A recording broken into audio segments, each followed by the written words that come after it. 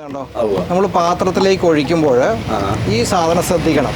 വെള്ളത്തിലേക്ക് ഒഴിക്കരുത്, പകരം ഒരു പാത്രത്തിലേക്ക് ഇത് ഒഴിച്ചതിന് ശേഷം വേണമെങ്കിൽ ഞാൻ സന്തോഷം. നമ്മുടെ യൂട്യൂബ് ചാനലിലേക്ക് എൻ്റെ പ്രിയ പ്രേക്ഷകർക്ക് സ്വാഗതം. ഇന്ന് നമ്മൾ എത്തിയിരിക്കുന്നത് ഞള്ളാനി ഹൗസിലാണ്. അതായത് കേലം കൃഷി ചെയ്യുന്ന എല്ലാവർക്കും സുപരിചിതമായ പേരാണ് ഞള്ളാനി ഹൗസ്.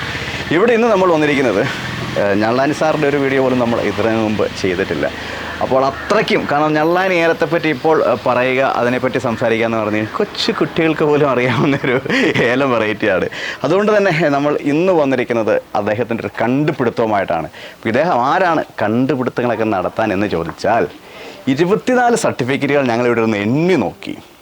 അംഗീകാരം കിട്ടിയേക്കുന്നത്, നാഷണൽ അംഗീകാരം വരെ കിട്ടിയേക്കുന്നത് 24 സർട്ടിഫിക്കേഷൻ.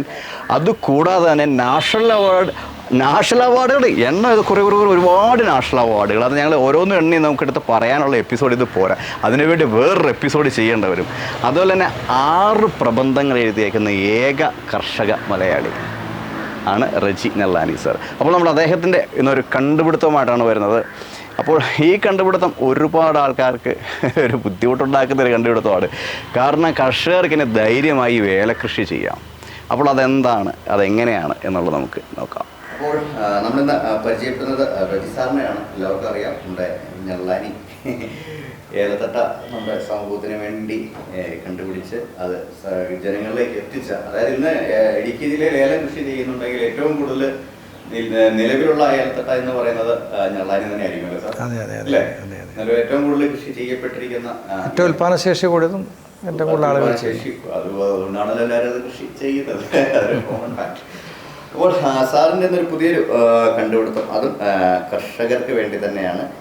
അപ്പോൾ അതെന്താണ് നമ്മളിന്ന് നോക്കുന്നത്. അത് എന്തായാലും ജനങ്ങൾക്ക് ഉപകാരമുള്ള ഒരു കാര്യം തന്നെയായിരിക്കും. അപ്പോൾ സാർ, എന്തെങ്കിലും വിശേഷം? എന്തെങ്കിലും വിശേഷം? സന്തോഷമായിട്ടിരിക്കുന്നു. സുഖമായിട്ടിരിക്കുന്നു, സന്തോഷമായിട്ടിരിക്കുന്നു. അപ്പോൾ എന്താണ് ആ കണ്ടുപിടുത്തം എന്നുകൂടി ഒന്ന് പറയാമോ ജനങ്ങൾക്ക്? അതായത് സാധാരണ കർഷകർക്ക് അതുകൊണ്ട് എന്താണ് ബെനിഫിറ്റ്, എന്താണ് ചേട്ടാ പ്രസന്റ് ചെയ്യുന്നത്? ഞാനിപ്പം നമ്മൾ പൊതുസമൂഹത്തിന് മുമ്പിൽ പ്രസൻറ്റ് ചെയ്യാൻ ഉദ്ദേശിക്കുന്ന കാര്യമെന്ന് പറയുന്നത്, കഴിഞ്ഞ കുറച്ച് നാളുകളായിട്ട് ഗവേഷണ മേഖലയിൽ കുറേ കാര്യങ്ങൾ എനിക്ക് ചെയ്യാൻ കഴിഞ്ഞിട്ടുണ്ട്. അതിൻ്റെ റിസൾട്ട് പൊതുസമൂഹത്തിൽ എത്തുകയും ചെയ്തിട്ടുണ്ട്. എല്ലാവരും അതിനോട് ഒരുപാട് സഹകരിക്കുന്നുണ്ട്. എല്ലാവരും അതിനെ സ്വീകരിച്ചിട്ടുണ്ട്. അവരുടെ നെഞ്ചോട് ചേർത്ത് സ്വീകരിച്ച ഒരു കൂട്ടം കർഷകരാണ് നമ്മുടെ ഈ പ്രദേശത്ത്, പ്രത്യേകിച്ച് ഇടുക്കി ജില്ലയിലുള്ളത്. എല്ലാവരോടും ഞാൻ അതിന് നന്ദി പറയുകയാണ് ആദ്യം തന്നെ. അതുപോലെ തന്നെ നമ്മുടെ പൊതുസമൂഹത്തിലെ ഒരു നന്മ ലക്ഷ്യമാക്കിക്കൊണ്ട് എൻ്റെ ഒരു പുതിയ ഗവേഷണ ഫലം അതുണ്ടായിട്ടുണ്ട്. അത് ഞാൻ സന്തോഷപൂർവ്വം നിങ്ങളെ അറിയിക്കുകയാണ്. ആ ദൗത്യമാണ് നമ്മളിന്ന് നിർവഹിക്കുന്നത്. എന്താണ് എന്ന് ചോദിച്ചു കഴിഞ്ഞാൽ, നമുക്കിന്നറിയാം ഏലകൃഷി രംഗത്ത്, പ്രത്യേകിച്ച് മറ്റ് കൃഷികളെയൊക്കെ ഞാൻ അല്പം മാറ്റി വെച്ചുകൊണ്ട് പറയുകയാണ്, ഏലകൃഷി രംഗത്ത് ഇന്ന് ഏറ്റവും കൂടുതൽ ഒരു ഭീകരാന്തരീക്ഷം എന്ന് പറയുന്നത്, നമുക്ക് വിലയിടിവ് ഭയങ്കര ശക്തമാണ്. ഇപ്പോൾ തന്നെ നമുക്ക് 1700 രൂപ കഴിഞ്ഞ മാസം കിട്ടിയിരുന്ന ഏലക്കായ്ക്ക് ഈ മാസം ആയപ്പോഴത്തേക്ക് അത് 900 രൂപയിലേക്ക് കുറഞ്ഞു പോയിരിക്കുന്നു. അതുപോലെ തന്നെ ഉൽപ്പാദന ചെലവ് കൂടുതലാണ്. ഉൽപ്പാദന ചെലവ് പലതരത്തിലാണ് വരുന്നത്. ലേബർ ചാർജോ അല്ലെങ്കിൽ അങ്ങനെ ബന്ധപ്പെട്ട കാര്യങ്ങൾ മാത്രമല്ല, വളങ്ങളുടെയും കീടനാശിനികളുടെയും വില ക്രമാതീതമായിട്ട് ഉയർന്നു നിൽക്കുന്നൊരു കാലഘട്ടം കൂടിയാണ്. അപ്പോൾ നമുക്ക് 35 വർഷം മുമ്പ് കിട്ടിയിരുന്ന ഏലത്തിൻ്റെ വിലയാണ് ഇപ്പോഴും കിട്ടുന്നത്. എന്നാൽ അന്ന് കിട്ടിയിരുന്ന വളങ്ങളുടെയും കീടനാശിനികളുടെയും കണക്ക് പരിശോധിച്ചാൽ അതിൻ്റെ ഏതാണ്ട് 10% മുതൽ 100% വരെയും വർധനമുണ്ടായിട്ടുണ്ട്. പക്ഷേ ഏലക്കായുടെ വിലയിൽ വർധനമുണ്ടായിട്ടില്ല. അപ്പോൾ ഉൽപ്പാദന ചെലവ് വർദ്ധിക്കുന്നതിൻ്റെ ആ മാനദണ്ഡം നോക്കുമ്പോൾ അതിൽ ഏറ്റവും കൂടുതൽ ഭീതി പരത്തുന്ന ഒരു സംഭവം എന്ന് പറയുന്നത്, ഈ അടുത്ത കാലത്തായിട്ട് ധാരാളം ഫംഗസുകളും വൈറസുകളും നമ്മുടെ ചെടികളെ ആക്രമിക്കുന്നത് കാണുന്നുണ്ട്. അത് നമ്മൾ എൻ്റെ പ്രഥമ ദൃഷ്ട്യാ പറയുമ്പോൾ നമുക്കറിയാം, അഴുകൽ രോഗം, അല്ലെങ്കിൽ തട്ടമറിച്ചിൽ, അല്ലെങ്കിൽ നമ്മൾ പറയും ഈ കൊത്തഴുകൽ, പിന്നെ നമുക്ക് പറയാവുന്നത് ഫിസേറിയം. ഫിസേറിയം ഇപ്പോൾ എല്ലാവരും ഒറ്റവാക്കി പറയുന്നുണ്ട്. ഫിസേറിയത്തിൻ്റെ ആ മീനിങ് എന്നാന്ന്, അതിൻ്റെ അകത്തുള്ള ഘടകങ്ങൾ എന്താണ് അറ്റാക്ക് ചെയ്യുന്നതൊക്കെ കൂടുതൽ പഠനങ്ങളൊന്നും കൃഷിക്കാർക്കില്ലെങ്കിൽ പോലും എല്ലാവരും പറയും ഫിസേറിയം വന്ന് ചെടി പോയെന്ന് പറയും. അതുപോലെ തന്നെ നമുക്ക് ചീക്ക്, അതായത് ചീക്കെന്ന് നമ്മൾ പറയുമ്പോൾ ചില പ്രദേശങ്ങളിൽ അതിനെ കറ്റ എന്ന് പറയും, ചില പ്രദേശങ്ങളിൽ അതിന് മൊസൈക്ക് എന്ന് പറയും, ചില ദേശങ്ങളിൽ അത് ഈ ചേനത്തണ്ടൻ എന്നുള്ള പേരും കൂടെ ഉപയോഗിക്കുന്നുണ്ട്. അപ്പോൾ ഇത്തരത്തിലുള്ള രോഗങ്ങളൊക്കെ വന്നു കഴിഞ്ഞാൽ, ഈ ചേനത്തണ്ടൻ, ഈ പറഞ്ഞ കറ്റ ഡിസീസ് വന്നു കഴിഞ്ഞാൽ സ്വാഭാവികമായിട്ട് ഇന്ന് ഇന്ത്യയിൽ നല്ല എനിക്ക് തോന്നുന്ന 10ഓളം പ്രധാനപ്പെട്ട രാജ്യങ്ങളിൽ നിന്ന് ഏലകൃഷി നടക്കുന്നുണ്ട്. കൊട്ടിമല ഉൾപ്പെടെയുള്ള പ്രദേശങ്ങളിൽ ഈ രോഗം വന്നു കഴിഞ്ഞാൽ അതിനെ പറിച്ച് ചോടെ പറിച്ച് നശിപ്പിച്ച് ചുട്ടുകളയുന്നൊരു പ്രവണതയാണ് നമുക്കൂടി ഉള്ളത്. അപ്പോൾ ആ രോഗത്തിനും ഇന്ന് നമ്മൾ ഇതോടൊപ്പം തന്നെ ഒരു മരുന്ന് നമ്മൾ കണ്ടുപിടിച്ച കാര്യം സന്തോഷത്തോടെ കഴിയാണ്. ഫലപ്രദമായൊരു മരുന്ന് നമുക്കത് പോസിബിളാണ്. തീർച്ചയായിട്ടും ഞാനിത് ട്രയൽ കഴിഞ്ഞു. അത് ഇത് ഞാൻ പറഞ്ഞില്ല 2 തരത്തിലുള്ള മെഡിസിനാണ് അറേഞ്ച് ചെയ്തിരിക്കുന്നത്, ഞാൻ ഡെവലപ്പ് ചെയ്തിരിക്കുന്നത്. അപ്പം ഇന്ന് എനിക്ക് കൃത്യമായിട്ടും 100% ഉറപ്പോടുകൂടി പറയാൻ കഴിയുന്നൊരു കാര്യമാണ് നമുക്ക് ഈ കറ്റ ഡിസീസ്, ഈ പറഞ്ഞ ചീക്ക് മൊസൈക്ക് ഈ ചേന തന്നെ ഇവനെ നമുക്ക് തീർച്ചയായിട്ടും അത് മാറ്റിയെടുത്ത് ആ ചെടി അങ്ങനെ തന്നെ നമുക്ക് ഉൽപാദനശേഷി തുടർന്ന് കിട്ടത്തക്ക രീതിയിലുള്ള ക്രമീകരണം ചെയ്യാൻ പറ്റും. വൈറസ് മൂലം ഉണ്ടാകുന്ന ഒരു രീതിയിലുള്ള ചെടികളിൽ നിന്നുള്ള കേടുകളെ നമ്മൾ പ്രതിരോധിക്കാൻ പറ്റുന്നുണ്ട്. അതുപോലെ മറ്റേ പ്രതിരോധമാണോ? ഇല്ല, ട്രീറ്റ്മെൻറ്റ് തന്നെയാണ്. അത് റിമൂവ് ചെയ്യാൻ പറ്റും. അല്ല, റിമൂവ് ചെയ്യും. ആ രോഗം റിമൂവ് ചെയ്യും, മാറ്റിയെടുക്കും. അല്ലല്ല പിന്നെ മാറ്റിയെടുക്കുകയാണ്. അതുപോലെ തന്നെ ഇപ്പം ഈ അഴുകൽ ഏറ്റവും ഭയമാണ്. ഭയം എന്ന് പറഞ്ഞാൽ കാലാവസ്ഥാ മാറ്റം. നമുക്കറിയാം ഈ അടുത്ത കുറച്ച് കാലങ്ങളിലായിട്ട് ക്ലൈമറ്റ് ചേഞ്ച് സജീവമാണ്. അപ്പോൾ ഈ ക്ലൈമറ്റ് ചേഞ്ച് വരുമ്പോൾ ചിലപ്പം ഈ ഭയങ്കരമായിട്ടുള്ള മഴ വരുന്നു, ചിലപ്പം കഠിനമായിട്ടുള്ള വെയിൽ വരുന്നു, ഇപ്പോൾ മേഘസ്ഫോടനം പോലുള്ള മഴകൾ വരുന്നു. അങ്ങനെ പലതരത്തിലുള്ള ക്ലൈമറ്റ് ചേഞ്ച് വരുമ്പോൾ സ്വാഭാവികമായിട്ട് ഈ സസ്യങ്ങൾക്ക് പെട്ടെന്ന് ഇതിനെ അതിജീവിക്കാനുള്ള ശേഷി ഉണ്ടാകണം നിർബന്ധമില്ല. ഈ സമയങ്ങളിൽ കൃത്യമായിട്ടും ചിലപ്പോൾ ഈ ഫംഗസുകളുടെ അറ്റാക്ക് ശക്തമാകും. അപ്പോൾ നമുക്ക് ഒരു നിശ്ചിത സമയം കൊണ്ട് ഒരു 3-4 വർഷം കൊണ്ടൊക്കെ അല്ലെ 5-6 വർഷങ്ങൾ കൊണ്ട് ഒരു കർഷകന് വളർത്തിയെടുത്ത് കൊണ്ടിരുന്ന ഒരു ഏലം ഒറ്റയടിക്ക് അത് നശിച്ചു പോകുന്നൊരു സാഹചര്യം ഉണ്ടാകുകയാണ്. അപ്പോൾ ഇവിടെയാണ് നമുക്ക് ഒരു പ്രതിവിധി വേണമെന്നുള്ളൊരു ചിന്തയുണ്ടാകുകയും അതിൻ്റെ ഒരു കുറേ നിരീക്ഷണങ്ങളും പരീക്ഷണങ്ങളുടെയും അവസാന ഘട്ടത്തിൽ കുറേ ട്രയലുകളെല്ലാം കഴിഞ്ഞതിന് ശേഷം ഇപ്പോൾ എനിക്ക് ഉറപ്പായിട്ട് പറയാൻ കഴിയും ഈ കാര്യത്തിലൊരു തീരുമാനം ഉണ്ടായിട്ടുണ്ട്. അപ്പോൾ നമുക്ക് ഇനി അതിൻ്റെ ഒരു ഘട്ടത്തിലേക്ക് നമുക്കൊന്ന് കടക്കാം. ഇത് എൻ്റെ കൊച്ചു ലോകമാണ്, ഒരു കുഞ്ഞ് ലാബാണ്. കുറച്ച് എക്യുപ്മെൻസുകൾ വേറെ ഇരിപ്പുണ്ട്. എന്നാലും നമ്മളിന്ന് കുറച്ച് സാധനങ്ങൾ ഇവിടെ ഞാൻ നിങ്ങളുടെ മുമ്പിൽ വെച്ചിട്ടുണ്ട്. ഈ ലാബിനെ സംബന്ധിച്ചൊരു കാര്യം കൂടെ ഞാൻ പറയുകയാണ്, അത് കഴിഞ്ഞിട്ട് നമുക്ക് ഇതിലേക്ക് പോകാമെന്ന് എനിക്ക് തോന്നുന്നു. ഞാൻ എൻ്റെ ഇത്രയും കാലത്തെ കോൺട്രിബ്യൂഷൻ നോക്കിക്കഴിഞ്ഞാൽ സർക്കാരിൻ്റെ കണക്കനുസരിച്ച് പോലും 3500 കോടി രൂപയ്ക്ക് വേണ്ടി പ്രതിവർഷം കിട്ടുന്നുണ്ടെന്നുള്ളതാണ് ഗവൺമെൻറ് കണക്ക് പറയുന്നത്. എന്തായാലും എനിക്ക് ഈ കാര്യത്തിൽ എൻ്റെ കോൺട്രിബ്യൂഷൻ്റെ ബേസിൽ യാതൊരുവിധ ബെനിഫിറ്റും സാമ്പത്തിക ബെനിഫിറ്റുകൾ സർക്കാർ എനിക്ക് തരാൻ തയ്യാറായിട്ടില്ല. എനിക്ക് അതിനകത്ത് പരാതിയൊന്നുമില്ല. കാരണം അതെൻ്റെ ഒരു കർമ്മമായിട്ടും എൻ്റെ ജോലിയായിട്ടും ഞാൻ അതിനെ നിർവഹിക്കുകയാണ്. പക്ഷേ ഇവിടെ ഒരു കാര്യം പറയാനുള്ളത്, എനിക്ക് ഇതുപോലുള്ള കുറച്ച് കാര്യങ്ങൾ ചെയ്യുവാനുള്ള ഒരു നല്ല ലാഭ് കിട്ടിയാൽ കൊള്ളാമെന്ന് വലിയൊരു ആഗ്രഹമുണ്ട്. ഗവൺമെൻറ് ഇതുവരെ എനിക്ക് ആ കാര്യത്തിൽ പരിഗണന ചെയ്ത് തന്നിട്ടില്ല. തീർച്ചയായിട്ടും മുന്നോട്ടുള്ള ഒരുപാട് കാര്യങ്ങൾക്ക് ഒരു ലാഭ് നമുക്ക് അത്യാവശ്യമാണ്. ഒരുപാട് സാധനങ്ങൾ വാങ്ങണം, അതിനുള്ള സാമ്പത്തിക ശേഷിയൊന്നും എൻ്റെ കൈവശമില്ല. അതുകൊണ്ട് ഗവൺമെൻറ് ഈ കാര്യത്തിൽ പരിഗണന തരണം എന്നുള്ളൊരു റിക്വസ്റ്റൂടെ ഞാൻ ഈ കൂട്ടത്തിൽ വയ്ക്കുകയാണ്. ഇനി എൻ്റെ കൊച്ചു ലാബിലേക്ക് പോകാം നമുക്ക്. ഇന്നിപ്പോൾ നമ്മൾ ഇതിൻ്റെ ഈ മെഡിസിന് എടുക്കാനായിട്ട് ഉണ്ടാക്കുവാനായിട്ട് ഉപയോഗിച്ചിരിക്കുന്ന കുറച്ച് സാധനങ്ങളാണ് പരിചയപ്പെടുത്തുന്നത്. ഇതൊക്കെ കാണുമ്പോൾ നിങ്ങൾക്ക് മനസ്സിലായി കാണും എൻ്റെ ദാരിദ്ര്യം എന്താണെന്നുള്ളത്. അടുക്കളയിൽ നിന്നുള്ള സാധനമൊക്കെയാണ് കുറേശ്ശെ കൊണ്ടുവച്ചിരിക്കുന്നത് പല കാര്യങ്ങൾക്ക് ഉപയോഗിക്കാനായിട്ട്. ഇത് NO2CO3 എന്ന് പറയുന്ന ഒരു കോമ്പൗണ്ടാണ്. അതുപോലെ തന്നെ ഇതും സോഡിയം കാർബണേറ്റ് എന്ന് പറയുന്ന ഒരു അതായത് ഇതൊരു ഫംഗിസൈഡിന് വേണ്ടി ഉപയോഗിക്കുന്നതാണ് ഒരു മെറ്റീരിയലാണ്. പിന്നെ ഇതെല്ലാം നമ്മൾ ഇതുമായിട്ട് ബന്ധപ്പെട്ട ചില കോമ്പൗണ്ടുകൾ തയ്യാറാക്കി വെച്ചിരിക്കുന്നതാണ്. ഇതെല്ലാം ആ കൂട്ടത്തിൽപ്പെടുന്നതാണ്. ഇതും അതുപോലെ തന്നെ റെഡിയാക്കി വെച്ചിരിക്കുന്നത്. ഇത് നമ്മൾ കളർ ചേഞ്ചിന് ഇതിൻ്റെ ട്രയൽ നോക്കുന്ന സമയങ്ങളിൽ എത്ര മില്ലി എടുക്കണം, എത്ര ഗ്രാം എടുക്കണം, അതിൻ്റെ അളവ് എത്രയൊക്കെയാണ്, അതിൻ്റെ റേഷ്യോ കറക്റ്റ് ചെയ്യാൻ വേണ്ടിയിട്ടുള്ള ഉപകരണമാണിത്. ഇതും നമ്മൾ ഇളക്കുന്നതിനും ചൂടാക്കുന്നതിനൊക്കെ ഉപയോഗിക്കുന്നതിന് ഉള്ള സാധനങ്ങളാണ്. ഇതിനകത്തുള്ള മെറ്റീരിയൽ നമ്മൾ ഉപയോഗിക്കുന്നത്. ഇത് കളർ ചേഞ്ച് വരുന്നതനുസരിച്ചുള്ള അതിൻ്റെ കോമ്പൗണ്ടിലുള്ള ചേഞ്ച് നമുക്ക് തിരിച്ചറിയാൻ വേണ്ടിയിട്ട് ഉപയോഗിക്കുന്ന സംഗതിയാണ്. ഓക്കെ. അപ്പോൾ ഇതിനകത്ത് ഉപയോഗിക്കുന്ന മറ്റുള്ള ബ്യൂട്ടിലേറ്റഡ് ഹൈഡ്രോക്സി ടോളിൻ BHT എന്ന് പറയുന്നൊരു സാധനം നമ്മൾ ഇതിനകത്ത് പ്രധാനമായിട്ട് ഉപയോഗിക്കുന്നുണ്ട്. പിന്നെ കളേഴ്സ് ഉണ്ട്. പിന്നെ നമുക്ക് ഇത് ഹൈഡ്രജൻ പെറോക്സൈഡിൻ്റെ ഒരു പെർസെൻറ്റേജ് അതിൻ്റെ അകത്ത് വരുന്നുണ്ട്. ഇത് ആസിഡ് തിക്നർ അല്ലെങ്കിൽ സ്ലറി എന്ന് പറയും. സ്ലറി എന്ന് പറയുന്ന സാധനമാണ്. ഇത് ഇതിൻ്റെ അകത്തൊരു പ്രധാനപ്പെട്ട ഘടകമാണ്. കൊഴുപ്പുണ്ടാകാനൊക്കെ ഉപയോഗിക്കുന്നൊരു സാധനമാണിത്. പിന്നെ ഇതൊരു കോമ്പൗണ്ടാണ്. ഇതിൻ്റെ അകത്ത് ഉപയോഗിക്കുന്നൊരു സെക്ഷൻ കോമ്പൗണ്ടാണിത്. മറ്റേത് HCl, ഇത് അതിൻ്റെ അകത്ത് പ്രധാനപ്പെട്ടാണ്. ഇത് വളരെ സൂക്ഷിച്ച് കൈകാര്യം ചെയ്യേണ്ട ഒരു സാധനം കൂടിയാണ്. അതുപോലെ തന്നെ ഇതിനകത്ത് വളരെ മിഥൈൽ സാലിസിലേറ്റ് എന്ന് പറയുന്നൊരു കോമ്പൗണ്ട് കെമിക്കലാണിത്. അതിൻ്റെ രാസനാമമൊക്കെ എഴുതിയിട്ടുണ്ട്. ഇതൊക്കെ നമുക്ക് വളരെയധികം പ്രധാനപ്പെട്ട ഘടകങ്ങളാണ് ഇതിനകത്തുള്ളത്.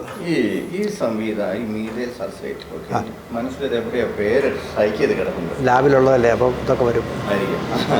ഈ സസ്യങ്ങൾക്കും മനുഷ്യനും ഒക്കെ ഇതെല്ലാം ഒരുപോലെ വരും. രണ്ട് സെക്ടറായിട്ട് വരുന്നു മാത്രമേ ഉള്ളൂ.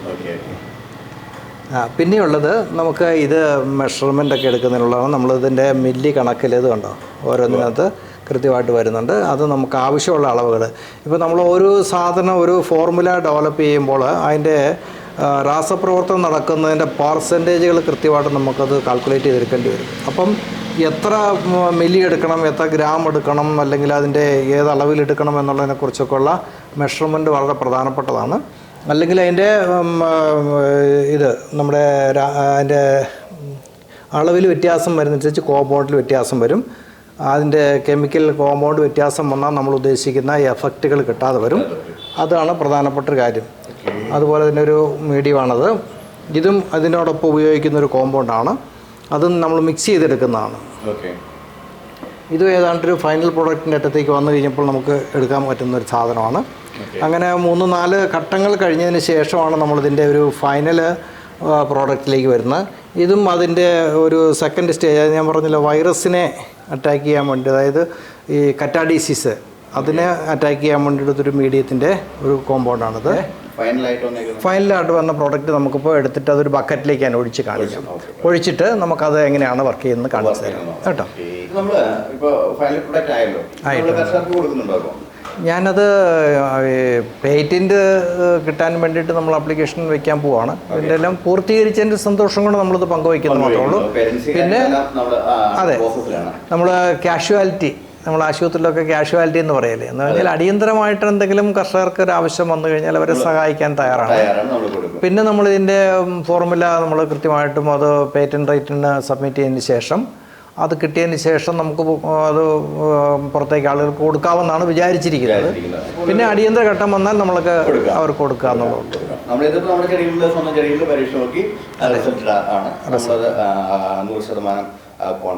അതെ അതെ. അപ്പോൾ നമുക്കിതിൻ്റെ ഇപ്പോൾ സാധനം നമുക്ക് മുതൽ മുടക്ക് ചിലക്ക് മനസ്സിലായെന്ന് ഞാൻ വിചാരിക്കുന്നു. നമുക്കിത് എത്ര രൂപയ്ക്ക് നാട്ടുകാർക്ക്, അതായത് കർഷകർക്ക് കൊടുക്കാൻ പറ്റും ഫൈനൽ പ്രൊഡക്റ്റ് പേറ്റൻസ് എല്ലാം കഴിഞ്ഞതിന് ശേഷം? ഞാനിപ്പം അതിനെക്കുറിച്ച് പറയുകയാണെങ്കിൽ, ഇപ്പം നമ്മൾ ഇതിൻ്റെ കെമിക്കൽ കോമ്പൗണ്ട് എല്ലാം കൂടെ നമ്മൾ വെച്ചിട്ട് നോക്കുമ്പോൾ എനിക്ക് ഏതാണ്ട് 99 രൂപ ഒരു ലിറ്ററിന് ഇപ്പം ചാർജ് വരുന്നുണ്ട്. അത്രേ വരുന്നുള്ളൂ. അത് അതിൻ്റെ കണക്ക് ഞാൻ പറയാം. അപ്പോൾ അത് അപ്രോക്സിമേറ്റ് 100 രൂപ റേറ്റിൽ തന്നെ, എന്ന് പറഞ്ഞാൽ ലാഭമില്ലാതെ തന്നെ നമ്മൾ ആ പ്രൈസിന് വേറെ വ്യത്യാസമില്ല, അതിന് 100 രൂപ റേറ്റിൽ തന്നെ കൊടുക്കാവുന്നതാണ് ഞാൻ വിചാരിക്കുന്നത് അത്യാവശ്യക്കാർക്ക്. രണ്ടാമത്തെ കാര്യം, മറ്റേ ഈ ഇതുണ്ടല്ലോ നമ്മുടെ കറ്റാ ഡിസീസിനുള്ളത്, അതിനകത്ത് കോമ്പൗണ്ട് വേറെ വ്യത്യാസം, കെമിക്കലിൻ്റെ വില വ്യത്യാസം വരുന്നുണ്ട്. അത് 125 മുതൽ 150 രൂപ വരെ ഇപ്പോൾ വരുന്നുണ്ട്. പിന്നെ ഇതിൽ നമ്മൾ വാങ്ങുന്ന കെമിക്കലിൽ എവിടെയെങ്കിലും പ്രൈസിൽ ഫ്ലക്ച്വേഷൻ ഉണ്ടായാൽ ചില വ്യത്യാസങ്ങൾ വരും. അത്ര മാത്രമേ ഉള്ളൂ. കൊടുക്കാൻ പറ്റും. അത് നമ്മൾ സാധാരണഗതിയിൽ ഇപ്പം 200 ലിറ്ററിൻ്റെ ഒരു ജാറൊക്കെ ആയിരിക്കും സാധാരണ ഉപയോഗിക്കുന്നത്. ചിലർ 100 ലിറ്ററിൻ്റെ ഉപയോഗിക്കും. അപ്പോൾ 100 ലിറ്ററിൻ്റെ കണക്ക് പറയുമ്പോൾ 1 ലിറ്റർ മുതൽ 1.5 ലിറ്റർ വരെ ഇതിന് ഉപയോഗിക്കാം. ചെടിയുടെ ആ വ്യത്യാസം, ചില സ്ഥലങ്ങളുടെ വ്യത്യാസമുണ്ട്, ചെടികളുടെ തീവ്രതയുണ്ട്. അതായത് നമുക്ക് ഏകദേശം 100 രൂപയ്ക്ക് 100 ലിറ്റർ വെള്ളത്തിലേക്ക് മിക്സ് ചെയ്യാനുള്ള. അതെ അതെ, 100-നും 150-നും കൂട്ടിക്കും. കാരണം വെച്ച് കഴിഞ്ഞാൽ ചില സ്ഥലങ്ങളിൽ തീവ്രതയുള്ള അണുക്കൾ കാണും. അങ്ങനെയുണ്ടെങ്കിൽ അവിടെ അല്പം കൂടെ അതിൻ്റെ ഡോസേജിൽ വ്യത്യാസം വരുത്തണം. അങ്ങനെ വന്നാൽ 1.5 ലിറ്റർ വരെ പരമാവധി, 1.5-നും 1.5-ക്കും ഇടയ്ക്ക് ആ റേഞ്ചിൽ പിടിച്ചാൽ മതി. അത് നമ്മൾ കൃത്യമായിട്ട് കൃഷിക്കാർക്ക് മനസ്സിലാകുന്ന ഒരു ലാംഗ്വേജ് എന്ന് പറയുന്നത്, ഇത്ര ലിറ്റർ എന്നൊക്കെ പറഞ്ഞ ആളുകൾക്ക് പ്രയാസം വരും ഒഴിക്കാനായിട്ട്. അതിന് നമ്മൾ സാധാരണഗതിയിൽ ഒരു കൃഷിക്കാരന് അയാളുടെ കൃഷി സ്ഥലത്ത് സാധാരണ മരുന്നടിക്കുമല്ലോ. മരുന്നടിക്കുമ്പോൾ 100 ലിറ്റർ വെള്ളമാണ് വേണ്ടെങ്കിൽ അത് 200 ലിറ്റർ വെള്ളം എടുക്കുക. എന്നിട്ട് അതിൻ്റെ ഈ ഹാൻഡിലിൻ്റെ ഓസിൻ്റെ ഹാൻഡിലുണ്ടല്ലോ, ഈ സ്പ്രേ ചെയ്യുന്ന ആ ഹാൻഡിൽ അല്പം തുറന്നു കൊടുക്കുക. തുറന്നു കൊടുക്കുമ്പം ഇപ്പം നിലവിൽ മരുന്നടിക്കുമ്പം പോകുന്ന കീടനാശിനി അടിക്കുമ്പം പോകുന്ന മെഡിസിൻ്റെ ആ ഒരു അളവിൻ്റെ ഇരട്ടി കൊടുക്കുക. അപ്പോൾ 100 ലിറ്ററിൻ്റെ സ്ഥാനത്ത് 200 ലിറ്റർ വേണ്ടി വരുന്നുണ്ട്. ആ 200 ലിറ്റർ അതിൻ്റെ തണ്ടിലും ചുവട്ടിലും ആ റൗണ്ടിലും ഒക്കെ ആയിട്ടൊന്ന് ഒന്ന് കുളിപ്പിച്ചെടുത്താൽ മതി. അത് റൗണ്ടിലൊന്ന് കൊടുത്താൽ മതി. പിന്നെ ചെയ്യേണ്ട ഒരു പ്രധാനപ്പെട്ട ഒരു സംഭവം, പല ആൾക്കാരും മരുന്നടിക്കുന്നതും അല്ലെങ്കിൽ ഇതുപോലെ എന്തെങ്കിലുമൊക്കെ നമ്മൾ ട്രെൻഡ് ചെയ്യുന്ന ആളുകൾ അവർ ആ ചുറ്റിലും അല്ല അതിൻ്റെ അകത്ത് കിടക്കുന്ന ആ ചപ്പിയവറൊന്നും വാരി കളയാതെ ചെയ്യുന്നൊരു സ്വഭാവക്കാരാണ് ഭൂരിപക്ഷം ആൾക്കാരും. ഇതിനകത്ത് അങ്ങനെ ചെയ്യരുത്. ഇത് കൃത്യമായിട്ട് തന്നെ കിഴങ്ങിൻ്റെ അവിടെ വെച്ചാണ് ഇത് ഏറ്റവും കൂടുതൽ അറ്റാക്ക് ചെയ്യുന്ന ഈ ഫംഗസ്. അതാണ് ഈ തട്ടമറച്ചിലെന്ന് പറയുന്ന സംഭവം ഉണ്ടാകുന്നത്. അപ്പോൾ അതുകൊണ്ട് മേലോട്ട് പിടിക്കുന്നതിന് പകരം ചോട്ടിലാണ് ഇവൻ പിടിക്കുന്നത്. അതുകൊണ്ട് തന്നെ അതിൻ്റെ അകത്ത് കിടക്കുന്ന ചപ്പിയവറുകൾ കംപ്ലീറ്റ് വാരി കളഞ്ഞതിന് ശേഷം വേണം മരുന്ന് ഉപയോഗിക്കാനായിട്ട്. അത്രയും ചെയ്താൽ മതി. അപ്പോൾ നമുക്ക് മരുന്ന് പരിചയപ്പെടാം. അപ്പോൾ നമ്മളിനി ഇതാണ് നമ്മുടെ ഫൈനൽ പ്രോഡക്റ്റ് എന്ന് പറയുന്നത്. അപ്പോൾ ആ ഒരു സംവിധാനം നമ്മളിന്ന് പരിചയപ്പെടുകയാണ്. കന്നാസിലിരിക്കുന്ന നീല കളറ്. അപ്പോൾ ചേട്ടാ ഇത് നമ്മളതിൻ്റെ ഫൈനൽ പ്രോഡക്റ്റാണ്. ഇത് നമ്മൾ എങ്ങനെയാണ് ഉപയോഗിക്കേണ്ടത് കാണിച്ചു തരാം. ഇതിൻ്റെ അളവ് ഞാൻ പറഞ്ഞല്ലോ, 100 ലിറ്ററിന് 1.25 ലിറ്റർ മുതൽ 1.5 ലിറ്റർ വരെ പരമാവധി നമുക്ക് ഉപയോഗിച്ചാൽ മതിയാകും. അതിനെ നമ്മളിപ്പോൾ ഒരു സാമ്പിൾ പോലെ ഇതിനെ ഒന്ന് കാണാൻ വേണ്ടിയിട്ട് നമ്മൾ ഒഴിക്കുകയാണ്. ഇതുപോലെ ഇത് കാണാവോ? ഇതിനകത്ത് നല്ല കൊഴുപ്പോട് കൂടി വീഴുന്നുണ്ടോ? നമ്മൾ പാത്രത്തിലേക്ക് ഒഴിക്കുമ്പോൾ ഈ സാധനം ശ്രദ്ധിക്കണം. വെള്ളത്തിലേക്ക് ഒഴിക്കരുത്, പകരം ഒരു പാത്രത്തിലേക്ക് ഇത് ഒഴിച്ചതിന് ശേഷം വേണമെങ്കിൽ ജസ്റ്റ് നമുക്ക് ഇതിൻ്റെ ഒന്ന് വെള്ളത്തിലോ ഒന്ന് നനച്ചതിന് ശേഷം ഒഴിച്ചാലും കുഴപ്പമില്ല. അത് കഴിഞ്ഞിട്ട് നമ്മൾ ഇതിൻ്റെ അകത്തേക്ക് വെള്ളം ഒഴിക്കുകയാണ്. അതായത് പാത്രത്തിൽ മരുന്ന് ഒഴിച്ചതിന് ശേഷം മാത്രമേ വെള്ളം ഒഴിക്കാവുള്ളൂ. വെള്ളത്തിലേക്ക് മരുന്ന് ഒഴിക്കരുത്. പണ്ട് ഉജാല മുക്കുന്നത് ഓർമ്മ വരുന്നുണ്ടോ? ഒരു സൈഡിലേക്ക് ഇളക്കാവുള്ളൂ കേട്ടോ. അതൊന്ന് പ്രത്യേകം ശ്രദ്ധിക്കണം. മരുന്ന് ഒഴിച്ചതിന് ശേഷം കുറച്ച് വെള്ളം ഒഴിച്ചേക്കാം. തീരുന്നേ വെള്ളം ഒഴിച്ചു. ഇപ്പം ഞാനീ പറഞ്ഞ 100 ലിറ്ററിന് 1.25 ലിറ്റർ എന്നുള്ള കണക്കിൽ ഒഴിച്ചതിന് ശേഷം ഇതുപോലെ ഇളക്കണം. ഒരു സൈഡേ ഇളക്കാവുള്ളൂ. ഒരു സൈഡിലേക്ക് ഇളക്കൊണ്ടിരിക്കുക. നല്ല ലയിച്ച് കിട്ടിയതിന് ശേഷം ഒരു 2 മിനിറ്റ് 3 മിനിറ്റ് ഇളക്കിക്കോ. ഇതാ ഇങ്ങനെ അങ്ങോട്ട് നന്നായിട്ട് ഇളക്കണം. കുറച്ച് പതഞ്ഞൊക്കെ മുകളിലോട്ട് വരും കേട്ടോ. അത് പേടിക്കൊന്നും വേണ്ട, കുഴപ്പമില്ല.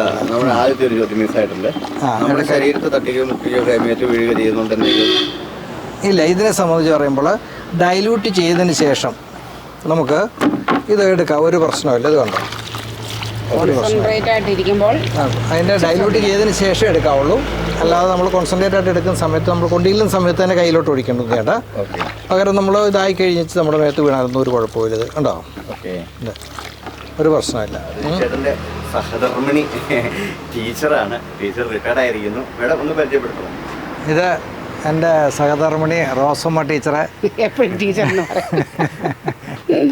റോസമ്മ ടീച്ചറാണ് എൻ്റെ ഗവേഷണങ്ങൾക്ക് ഒത്തിരി ബാക്ക് സപ്പോർട്ട് വേണ്ടി വന്ന ഫ്രണ്ട് സപ്പോർട്ടെന്നും പറയാം. കാരണം ടീച്ചർ ഒരു കെമിസ്ട്രിയാണ്, കെമിസ്ട്രി അധ്യാപികയാണ്. അതെ,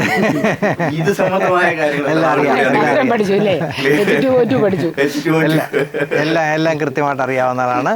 പിന്നെ ഒരു കാര്യം, ഈ വീഡിയോ കാണുന്ന ആളുകളോട് ഞങ്ങൾക്ക് പറയാനുള്ളൊരു കാര്യം, ഇത് ഒരു സയൻസാണ്. അതിൻ്റെ കെമിക്കൽ ഫോർമുലയൊക്കെ കൃത്യമായിട്ട് ചെയ്യേണ്ട കാര്യമാണ്. ആരിത് സ്വയം ചെയ്യാനായിട്ടുള്ളൊരു ഇതൊന്നും കാണിക്കുക. ഞാനത് കുറച്ച് കോമ്പൗണ്ടുകൾ കാണിച്ചതേ ഉള്ളൂ. അതൊക്കെ അപകടകാരികളായിട്ടുള്ള കോമ്പൗണ്ടുകൾ പലതും അതിൻ്റെ അകത്തുണ്ട്. അതുകൊണ്ട് ഒരു കെമിസ്റ്റിന് മാത്രമേ, ഒരു കെമിസ്ട്രി അറിയാവുന്ന ഹാൻഡിൽ ചെയ്യുന്ന ആളുകൾ മാത്രമേ അതെ അതിൻ്റെ പ്രൊപ്പോർഷൻ എടുക്കുന്നൊക്കെ വളരെ അതിനെക്കുറിച്ചൊരു വാക്ക് ടീച്ചർ പറയും. അതൊന്ന് കേട്ടോളൂ. പറഞ്ഞോ. അത് 3-4 ആവശ്യങ്ങൾ ഇവിടെ പറഞ്ഞായിരുന്നു. രോഗങ്ങൾ, ആ രോഗങ്ങളുടെ ഓരോന്നിൻ്റെയും മരുന്നിന് പ്രത്യേകത, കോൺസെൻട്രേഷനിലെ പ്രത്യേകതയുണ്ട്. അതുപോലെ ആഡ് ചെയ്യുന്ന കോമ്പൗണ്ടിലെ പ്രത്യേകതയുണ്ട്. ഇത് പ്രൊപ്പോർഷനാണ് ഏറ്റവും പ്രത്യേകതയായിട്ട് കണ്ടേക്കുന്നത്. നമ്മൾ ചീക്കിന് ഉപയോഗിക്കുന്നതല്ല സാധാരണ ഈ പറഞ്ഞ ഫിസേറിയത്തിന് ഉപയോഗിക്കുന്നത്. അങ്ങനെ ചെറിയൊരു വ്യത്യാസം അങ്ങനെയൊക്കെ ഉള്ളത്. അങ്ങനെയൊക്കെയുള്ള ചെറിയ ഹെൽപ്പുകളെ ഞാൻ ചെയ്തിട്ടുണ്ട്, വളരെ ചെറുത്. ബാക്കിയെല്ലാം കെട്ടിയാൻ തന്നെയാണ്. അല്ല, ഞാനല്ല. അതായത് ഇതിൻ്റെ ഫോർമുല ഡെവലപ്പ് ചെയ്യുന്ന സമയത്ത് അത് ഓരോ കോമ്പൗണ്ടുകൾക്കും അതിൻ്റെ പ്രത്യേക പെർസെൻറ്റേജുകൾ പ്രത്യേകമായിട്ട് നമ്മൾ ഉപയോഗിക്കുന്നുണ്ട്. ആ മെഷർമെൻറ്റിൽ വ്യത്യാസം വന്നാൽ അതിൻ്റെ മൊത്തം രാസനാമങ്ങളും അതിൽ തന്നെ രാസപ്രവർത്തനങ്ങൾക്കും വ്യത്യാസമുണ്ടാകും.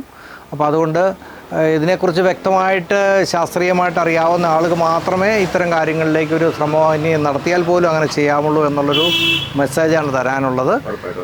പഠിച്ച ചെടികൾ അത് ഇവിടെ ഉള്ളും കാണാൻ ജസ്റ്റ് ഒന്ന് അതും കൂടി ഒന്ന് നോക്കാം. നമ്മൾ ഈ കാണുന്ന ഈ രീതിയിൽ ഏലത്തിൻ്റെ ചുവട് തെളിച്ചതിന് ശേഷം മാത്രമാണ് ഈ മരുന്ന് ഉപയോഗിക്കേണ്ടത്. അത് ശരിക്കും നമ്മൾ ഇങ്ങനെയുള്ള അസുഖങ്ങൾ പ്രത്യക്ഷത്തിൽ വന്നതിന് ശേഷം മാത്രമാണ് ഈ മരുന്ന് ഉപയോഗിക്കുന്നത്. ഇതൊരു പ്രിവെൻഷൻ മെത്തേഡല്ല, വന്ന അസുഖത്തിനുള്ള ട്രീറ്റ്മെൻറ്റ് രീതിയാണ്. അല്ല, വരുന്നതിന് മുമ്പോട്ട് വരുന്നതിന് മുമ്പ് ഉപയോഗിക്കുന്നുണ്ട്, കുഴപ്പമൊന്നും വരുന്നതിന് മുമ്പ് ഉപയോഗിക്കുന്ന ഒരു പ്രിപ്പറേഷനായിട്ട് കൂടെ ചെയ്യണം. ഓക്കെ, വന്നാലും ഉപയോഗിക്കാം, വന്നില്ലെങ്കിലും അതിന് തയ്യാറെടുപ്പ് നമ്മൾ മുൻകൂട്ടിയുള്ളൊരു തയ്യാറെടുപ്പ്. Okay okay okay okay. അപ്പോൾ ഇതാണ് അദ്ദേഹത്തിൻ്റെ, എവിടെയാണ് അദ്ദേഹം മെഡിസിൻ ടെസ്റ്റ് ചെയ്തിരിക്കുന്നത് അല്ലേ? അതെ അതെ, എവിടെയാണ് കൂടുതൽ നമ്മൾ ട്രൈ ചെയ്യുന്നത്. ഈ മരുന്ന് നമ്മൾ ഏറ്റവും കൂടുതൽ നമ്മൾ രോഗം വന്നപ്പം ഓടിപ്പോയി നമ്മൾ മരുന്ന് കളിക്കാൻ ചിലപ്പോൾ കാലാവസ്ഥയൊക്കെ നമുക്ക് അനുകൂലമായിട്ട് വന്നു വരില്ല.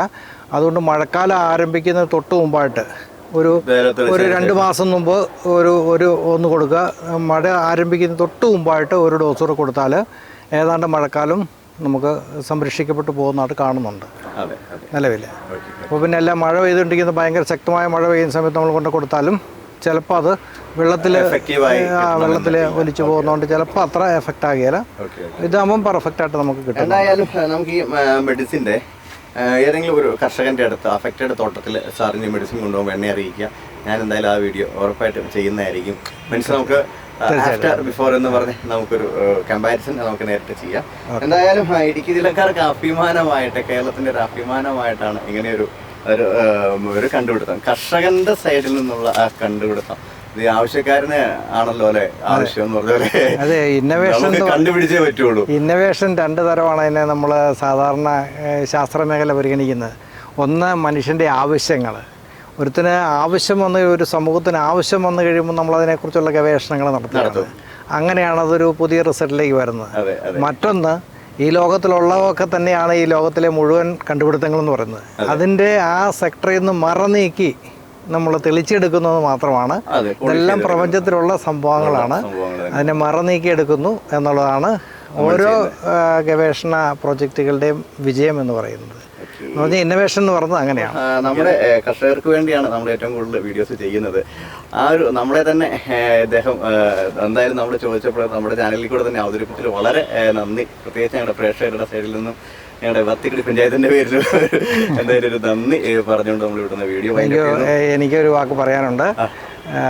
KL06 വന്ന് എൻ്റെ അടുത്ത് ഇങ്ങനെ ഒരു അഭിപ്രായം ചോദിച്ചപ്പോൾ സത്യം പറഞ്ഞാൽ ഞാൻ അത്ര വലിയ മനസ്സില്ലാതെ നിൽക്കുകയാണ്. കാരണം വെച്ച് കഴിഞ്ഞാൽ ഇതിൻ്റെ പേറ്റൻറ്റും ഒക്കെ എടുത്തതിന് ശേഷം പുറത്തു വിടാം എന്നുള്ളൊരു ധാരണയിലിരുന്നാണ്. തീർച്ചയായിട്ടും എനിക്ക് സന്തോഷമുണ്ട് ഇങ്ങനെ ഒരു ഇന്നോവേഷൻ നമ്മുടെ ഇങ്ങനെ വന്നു എന്നുള്ളത്. KL06 ധാരാളം കാര്യങ്ങൾ ജനങ്ങളിലെത്തിക്കുവാനുള്ള ഒരു വലിയ പരിശ്രമം നടത്തുന്നുണ്ട്. ഇത്തരത്തിലുള്ള ധാരാളം ജനോപകാരപ്രദമായിട്ടുള്ള സന്ദേശങ്ങൾ നിങ്ങളുടെ വീഡിയോയിലൂടെ പോകുന്ന ഞാൻ നിരന്തരം കാണുന്നുണ്ട്. ഞാൻ നിങ്ങളുടെ ഒരു സബ്സ്ക്രൈബറാണ്. ഞാനിപ്പോൾ അത് തുറന്നു പറയുകയാണ്. ഇതുവരെ ഞാൻ അങ്ങനെയൊന്നും പറഞ്ഞിട്ടില്ല, പക്ഷേ ഞാൻ സബ്സ്ക്രൈബറാണ്. എനിക്ക് നിങ്ങളുടെ ചാനൽ ഞാൻ കാണുന്നുണ്ട്. നല്ലതാണ് വളരെ. കാരണം ഒരു കാര്യം കൂടെ അതിനകത്ത് എനിക്ക് എടുത്തു പറയാനുള്ളൊരു സംഭവം. ഞാൻ ഒരു മാധ്യമ പ്രവർത്തകൻ കൂടെ ആയിരുന്നു. ഒരു 6 വർഷത്തോളം ജീവൻ ടിവിയിലെ ജില്ലാ ന്യൂസ് റിപ്പോർട്ടറായിരുന്നു. അപ്പോൾ അത് വെച്ച് ഞാൻ പറയുകയാണ്, മുഖ്യധാരാ മാധ്യമങ്ങൾ ഇന്ന് വളരെയധികം പിന്നോക്കം പോയിരിക്കുന്നു നാടിൻ്റെ പ്രശ്നങ്ങളിൽ നിന്ന്. അവർക്കെപ്പോഴും രാഷ്ട്രീയപരമായിട്ടുള്ള ചർച്ചകളും അല്ലെങ്കിൽ അത്തരത്തിലുള്ള ചർച്ചകളിലേക്കൊക്കെ വേറെ സബ്ജക്റ്റിലേക്ക് പോയിരിക്കുകയാണ്. എന്നാൽ സോഷ്യൽ മീഡിയകൾ ഇന്ന് ശക്തമാകുന്നതിനുള്ള കാരണങ്ങളൊന്ന്, ഇന്ന് സാധാരണക്കാരുടെ പ്രശ്നങ്ങൾ ഒപ്പിയെടുക്കുന്നതിനും അത് ജനങ്ങളിലേക്ക്, സാധാരണക്കാരിലേക്ക് പ്രയോജനകരമായി എത്തിക്കുന്നതിനുമുള്ളൊരു പരിശ്രമം സോഷ്യൽ മീഡിയ ചെയ്യുന്നു എന്നുള്ളതാണ് സോഷ്യൽ മീഡിയയ്ക്കുള്ള ഏറ്റവും പ്രാധാന്യം.